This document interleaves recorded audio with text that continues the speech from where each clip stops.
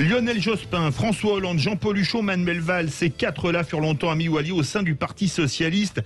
Et à l'approche du second tour des élections régionales, les anciens poids lourds de la gauche française se retrouvent désormais face à face. Huchon et Valls s'appellent à voter Pécresse, Jospin et Royal penchent pour Bayrou. Un signe de plus qui montre les déchirements au sein de la gauche. La gauche peut-elle se réconcilier avant la présidentielle? C'est notre grand débat et vous, pour le moment, vous êtes 89% à dire non. Avec nous, Eva Sas, porte-parole d'Europe Écologie Les Verts. Eva Sas, bonsoir. Bonsoir. Bienvenue sur Sud Radio. Manifestement, près de 5 ans après la signature du programme commun de la gauche et de l'union de la gauche entre Mitterrand, Marchais et Fabre, l'union n'est plus franchement à l'ordre du jour. Je ne dirais pas exactement ça. Si vous faites référence à la prise de position de Jean-Paul Huchon et de Manuel Valls, excusez-moi, mais je vais redire ce que j'ai dit ce matin, je pense que c'est vraiment pathétique. C'est vraiment le signe d'une classe politique qui a perdu son pouvoir et qui ne supporte pas de voir émerger une nouvelle force politique. Donc on est plutôt dans l'aigreur d'anciens responsables politiques qui représentent l'ancien monde et qui, se dévalorisent une fois de plus, encore un peu plus, avec ces prises de position qui forment une espèce de dérive en fait. Philippe Bilger.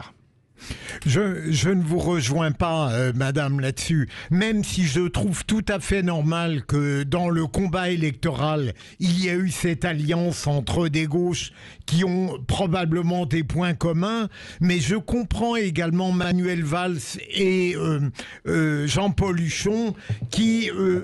en particulier avec l'alliance avec la France insoumise, on dit qu'ils préféraient voter Valérie Pécresse alors que Jospin et François Hollande votent Julien Bayou. Vous ne trouvez pas qu'il y a quelque chose de pertinent dans ce refus de voter pour une alliance où la France insoumise est particulièrement ciblée? Eva Sas. J'entends effectivement que c'est leur argument, mais avec la France insoumise, nous ne sommes pas d'accord sur tout, mais nous sommes capables de nous rejoindre sur un projet. C'est ce qui s'est passé au niveau régional. Nous nous sommes retrouvés sur un projet écologiste. Et je constate d'ailleurs que chaque fois que les écologistes sont en tête, ils ont une facilité à rassembler la gauche autour d'eux parce que le projet écologiste est un projet fédérateur. Et on a des valeurs communes, vous venez de le dire, effectivement, la lutte contre les inégalités, la justice sociale, la solidarité, ce sont des choses que nous partageons avec la France insoumise. Mais ce projet, il sera avant tout écologiste et j'observe que des hommes et des femmes d'État comme Lionel Jospin ou Christiane Taubira, eux ne s'y sont pas trompés et ont choisi de soutenir Julien Bayou. Philippe Rossi. Oui. Non, pour moi, on parle d'union de la gauche. Pour moi, la gauche, c'est Europe Écologie Les Verts et le Parti Socialiste. Je ne comprends pas pourquoi on qualifie la France Insoumise de gauche pour ces régionales. On aurait dû dire... franchement, je comprends Jean-Paul Huchon. Vous dites que, Madame Sas, vous dites que Jean-Paul Huchon ne supporte pas qu'on le remplace, entre guillemets, même si ça fait longtemps qu'il n'est plus à la région. Moi, je comprends, par exemple, Jean-Paul Huchon et Manuel Valls, qui ne veulent pas, dans cette union de la gauche, d'un parti complotiste. On l'a vu avec les propos de Jean-Luc Mélenchon, par exemple. Sur Toulouse. Sur Toulouse. Enfin, la Fermera à Toulouse. Exactement. Eva Sas. Une fois de plus, on ne partage pas tout, mais on voit bien qu'on se retrouve sur l'essentiel. On se retrouve aussi sur le fait d'avoir besoin d'un changement profond. On n'est pas dans l'accompagnement, on n'est pas dans les petits pas. Nous, avec les militants de la France insoumise, nous partageons ce constat qu'il faut vraiment des réformes profondes pour changer le système et notamment pour lutter contre les inégalités. J'ai coutume de dire que chez les écologistes, être écologiste, ça veut dire avoir compris que les ressources sont limitées, qu'il faut mieux les utiliser, mais qu'il faut aussi mieux les répartir. C'est pour ça que la lutte contre les inégalités, c'est le cœur du projet écologiste et c'est ça que nous partageons avec l'ensemble du camp progressiste. Donc c'est normal que nous nous retrouvions dans les Pays de la Loire, sur l'Île-de-France également. Et une fois de plus, on se retrouve aussi derrière une tête de liste écologiste et ce projet, il sera avant tout écologiste. C'est de la qualité de vie, c'est de l'emploi et c'est de la solidarité pour l'ensemble de l'Île-de-France. Lydia Guirousse. Oui, moi le terme progressiste, je ne sais pas trop ce que ça veut dire dès lors qu'on met écologiste ou qu'un terme est à la mode. On a l'impression que c'est un progrès sans forcément challenger la chose. Je trouve que c'est un terme qui revient sans arrêt et qui est assez vide de sens, qui n'a pas véritablement d'incarnation politique. Mais surtout, s'associer avec la France insoumise, mais en réalité Europe Écologie est dans la même veine. C'est la France insoumise a totalement dérivé et sort du champ républicain.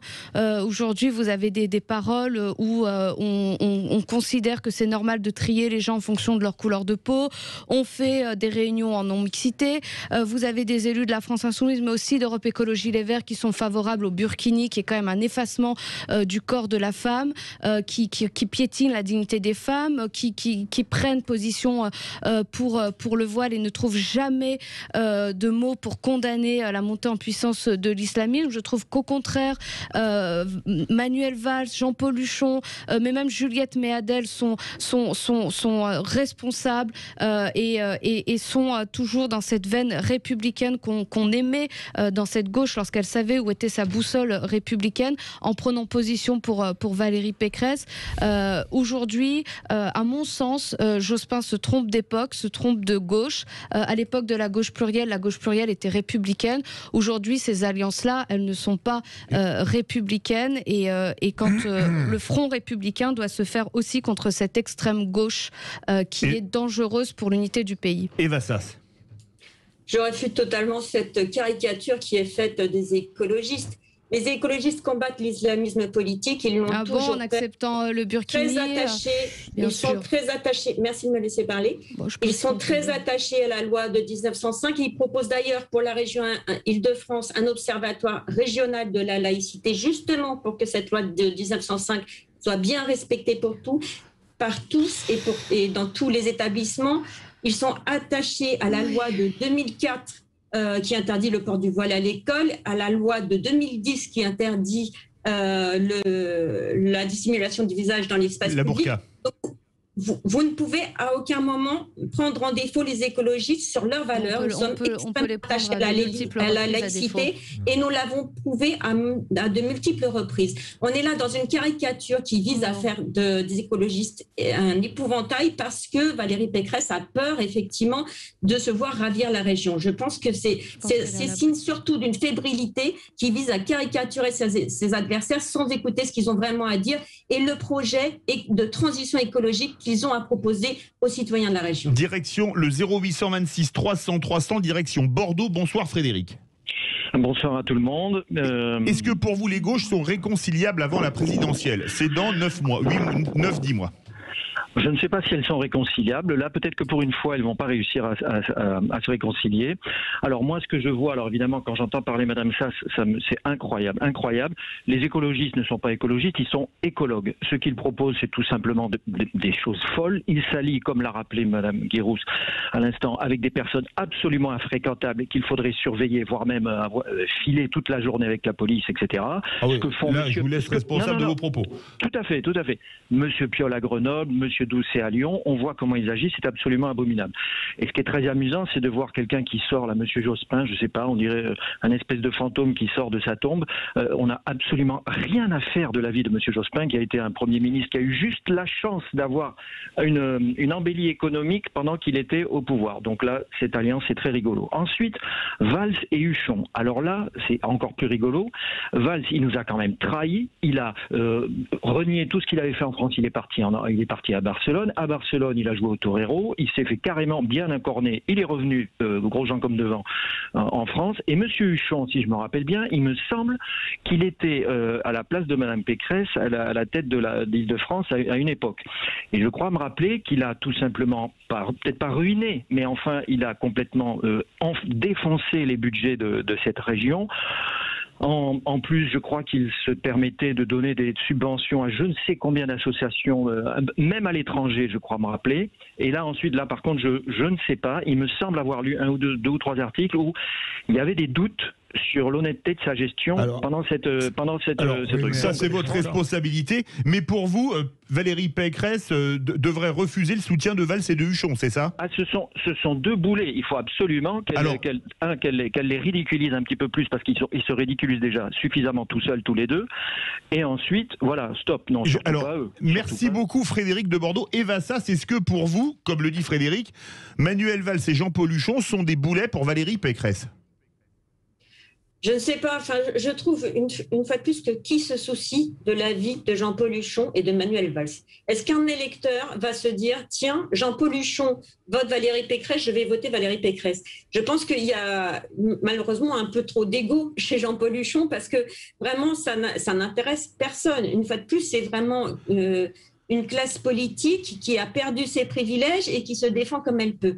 Et j'observe que dans tout le débat que nous avons, nous ne parlons absolument pas de la lutte contre le dérèglement climatique. Le GIEC vient de sortir un rapport catastrophique qui nous dit qu'il faut agir dès maintenant. Et quand nous vous parlons de la rénovation thermique des lycées ou d'offrir un vélo à chaque lycéen, finalement, ce qui vous intéresse, c'est de caricaturer les écologistes dans ce qu'ils ne sont pas, c'est-à-dire une extrême gauche qui ferait peur, etc.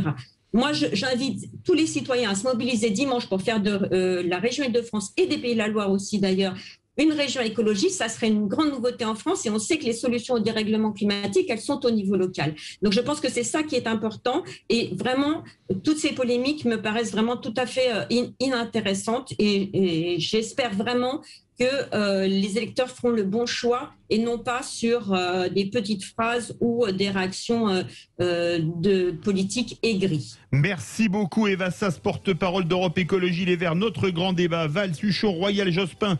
La gauche peut-elle se réconcilier avant la présidentielle? Eh bien, vous êtes 89% à dire non. De suite, on va parler de l'Euro de football et on aura évidemment quelques mots pour la finale du top 14, Stade Toulousain, Stade Rochelet, avec Alexandre Priam, notre consultant, qui sera en direct du Stade de France.